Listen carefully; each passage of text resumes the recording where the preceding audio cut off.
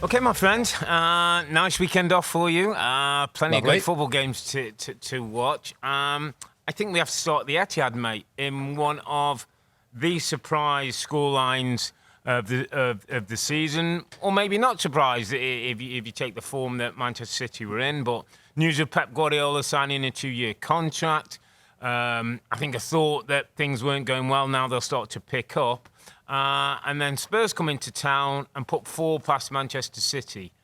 What were your takeaways from the game? What's your over? Where are you with City, Pep, and the pursuit of a 5th straight title?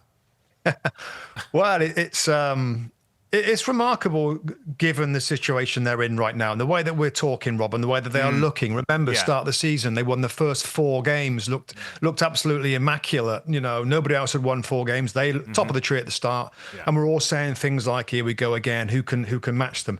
That's how things change in football, Rob. And you know, injuries to key players, more injuries that City have ever had, really under Pep, because it's something I've said many times that I've watched for. They've had a couple of important players over the last couple of seasons, of course, Haaland and Kevin De Bruyne, but never as many as 4 or 5 or 6, which they've got right now. Yeah. This was still stunning, though. Still stunning. Still, I was kind of shocked. I know the midfield was changed again with Kovacic being out. Now, you take Rodri out of it, the Ballon d'Or was before the game, which was fun to see, and Kovacic, who's got a bit more of a slightly defensive mindset, and you put in there Foden, Lewis, Silva, and Gundogan. Yeah.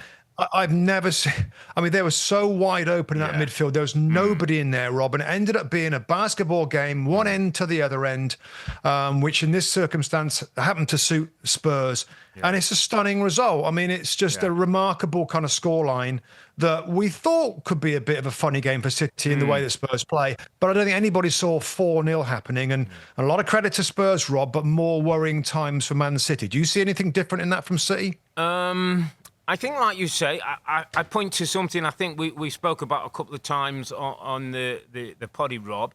I talked to, and I think every goal you can go back and look, basically Manchester City turned the ball over, gave the ball away, gave away cheap possession. Now, what Pep has with his team is predicated by taking high positions, the Silvers and the Gundowans and the Lewises and the Savinhos, high up on the pitch, pinning the opposition back, keeping possession and working it through, Rob. What we've never seen with City is the amount of turnovers we've seen. I can't remember them losing the ball so easily, so often. And then the moment when they lose the ball, obviously 5, 6, sometimes 7 players are ahead of it. They can't get back. So the amount of all the goals were coupled through the ball being turned over, which is something we don't see in a City team. The other thing, Rob, for me, that stood out was there was a bit of, and it's hard to describe, and you'll know as a player sometimes, that when you're on top of your game, when things are going well, if somebody makes a run, you follow them, you run. Sometimes you know they might not be able to get in the ball, but you continue to do all that work that you've got to do. I feel as though Manchester City, and I picked out Kyle Walker, who's an outstanding athlete. On a few occasions, the first goal, I thought he could have got maybe round on the cover more to stop Maddison. The goal, I think the 4th goal, Timo Werner takes him on the outside. Kyle Walker's a magnificent athlete. Great pace, great power. Does a brilliant job for Manchester City. It's as though in his head, Rob, he's a second off. He's thinking about things. He's not reacting. His body's not quite in that right space. Gundogan was similar, Rob. People were running off him. I could see Gundogan a number of times pointing to people saying, "Can you, first goal. Yeah, the first goal, point, can you get back?" So when that collective, Rob, and you know what it's like when you played, and that's happening through a team, you're just off. You're just not at it. You're just not closing. You're just not, Guardiola with the cross from Kulusevski for the run for Maddison, not tight enough to block it. Little bits of detail, Rob, that come in because of what you're saying, because it's just not there. Quality players are missing. I think there's a little bit of mental fatigue rather than maybe physical fatigue. And there's a little bit of hunger that's not quite as it was. Well, this is funny, Rob, isn't it? Because, last year I think I predicted somebody else to win the title because I sort of thought that City couldn't keep grinding out these amazing kind of performances and a huge level, with tremendous work ethic, with great results, and from winning from losing positions and from positions in the league table where they're so many points behind. Do they look to, mentally? Yeah. Are they finally wilting? I know there's a lot been talk this weekend about the age of the team. Are they finally wilting, Rob? And I think, this is the season when they just can't. It doesn't look like they can keep it going. On the back of, by the way, key players being out, of course, which is critical. Rodri is absolutely critical. Best player in the world. And other players Kevin off. De Bruyne not Kevin De playing Bruyne, regular. Haaland was a little off. Haaland was a little off. Didn't score the opportunities that he's had. We've seen him score those. He didn't. And is it all equal to, and not tracking that run and just, I think. Now, I'm not. That's what it looks like to me. Yeah. Now, the big question, Rob, is, and I'll throw it right back to you. Is this a short-term? Exhausted blip, and they'll regroup, or is it the beginning of the end of this squad, this group's dominance and ability to keep going and performing? That for me is the one, and that is the crux of this. Can they recover when they get people back and they get their mojo back, or is this season going to struggle to really get going? And then that would spark, if it continues to the end of the season, Rob, and they kind of finish second, third, or fourth. Then are we talking a rebuild situation? Which of those two, blip or start of the end of this kind of right now squad? Where we are, I would have to say blip, but could bleed into the other thing. Now, the manager's just said he signed for another 2 years. Is that 2 years going to be part of the rebuild? I don't think the aging out, listen, we know it's an aging team. When these players are fit and back together, there is no worry. My concern with where they are now, Rob, is when they found themselves in a hole in the past, and they've kind of been at this space. We did some stats today. I think they've been 8 points behind at this stage of the season before and won it. Yeah. But those are teams who've gone 10, 12, 14 games, winning unbeaten on incredible runs. What I sense with this group is, Rob, I'm not sure that they can do that same thing just off the evidence of the first 12 games.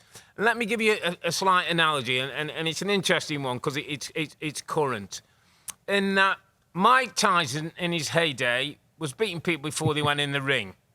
You used to look at Mike Tyson, people were like, get the first knock, and they were down. And there was a fear factor about Mike Tyson and what he brought to the ring. Manchester City losing 5 games, 3 of them in the Premier League, allows people to look at Manchester City and approach Manchester City in a different way.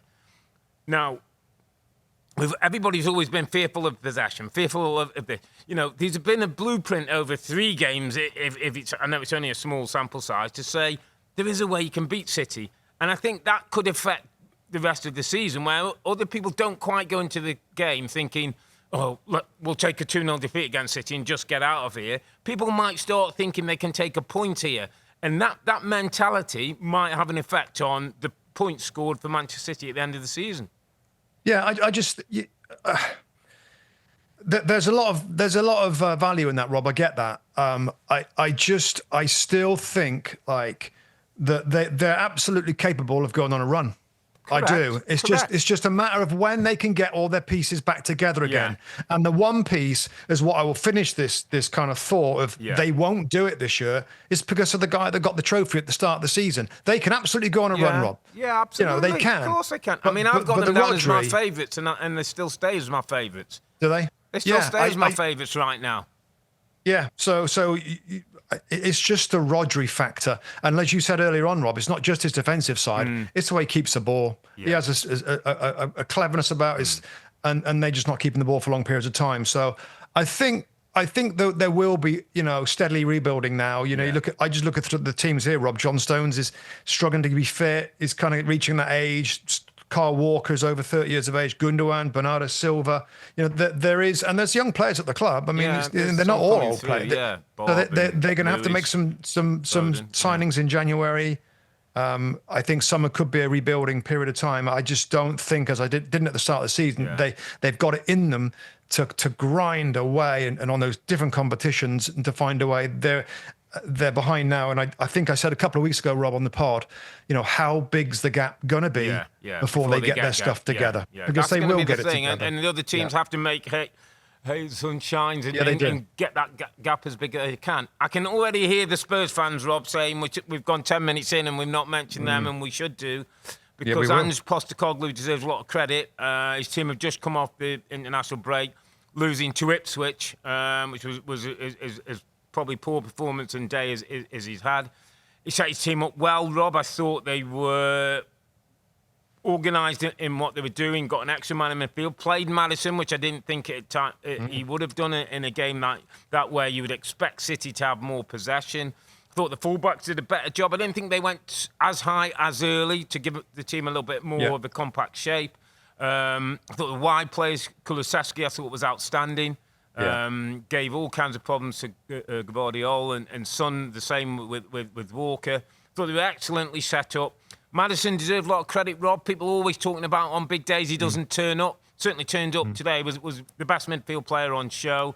And it's a great sort of feather in the cap for Ange that, at times I've said I wish he would just tweak it a little bit. I thought he did tweak it a little bit to great effect. His team are outstanding, and that's Tottenham at their very best. That's Tottenham who can compete with the best in the league if they can bring some consistency to their game. And let's not forget, Rob, it's without their two best centre-backs. I know. No Romero, no Van de Ven. I mean, when you're looking at the team sheet and you're seeing Dragoshin and Davies as two centre-backs, I'm thinking, oh, dear, let's go get ugly. Yeah, it was a brilliant clean sheet. Yeah. And I think against Man City, Rob, you talk about tweaking things.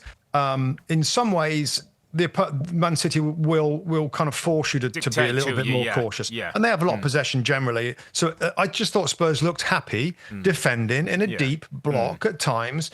And that's always been and always will be a very important part of teams' makeup. Yeah. And I remember we were played against the teams of Man United, Sir Alex Ferguson's Man United, that could absolutely go two banks of four, defend. Arsenal, the great Arsenal teams, and then they showed that ability to do that as well. I thought they did enjoy the nature of the game. I think the counter-attack in the first goal was magnificent crossing from, as you said, Kulusevski, who played wider, which left a spot in midfield. Brennan Davis, Brennan Johnson left on the bench. It's just that. I mean, I think I like Spurs. I like Ange. I like what they do. And whilst accepting they're not perfect yet and accepting that maybe he's got to subtly change things just a smidgen just to mitigate some of the things we've seen in terms of consistency. But I love a man with a plan. We're going to go, we'll get on to talk about United and the new man with the new plan at that football club. But I'm pleased for him. I'm pleased for the style that they play. I'm pleased for the Spurs fans that have had frustrations and they continue to feel like they're on the right path. Yeah. I think they are on the right path. I think it's grown really well. I think a lot of the stats and all that kind of stuff I don't take too much notice of is pointing in the right direction for Tottenham, Rob. They're going in the right way in a lot of those stats. And it's a landmark victory. Yeah. And well done him, well done Maddison, birthday boy. That's a way to come back when you've been questioned a little bit and left, sat on the bench. I thought it was a stunning result with important defenders out. Wow.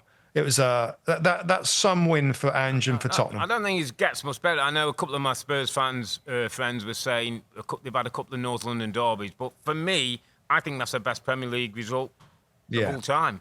Go to the champions in that style and go and win 4-0. It's incredible performance. So, well done to Spurs. Not a good day for Manchester City. We'll see what comes next. They'll come back. Yeah, they certainly will come back. Hi there, I'm Rebecca Lowe, studio host of NBC's coverage of the Premier League. Don't forget to hit subscribe to watch more videos all season long. And if you want even more Premier League content, from original series to live matches, head over to Peacock.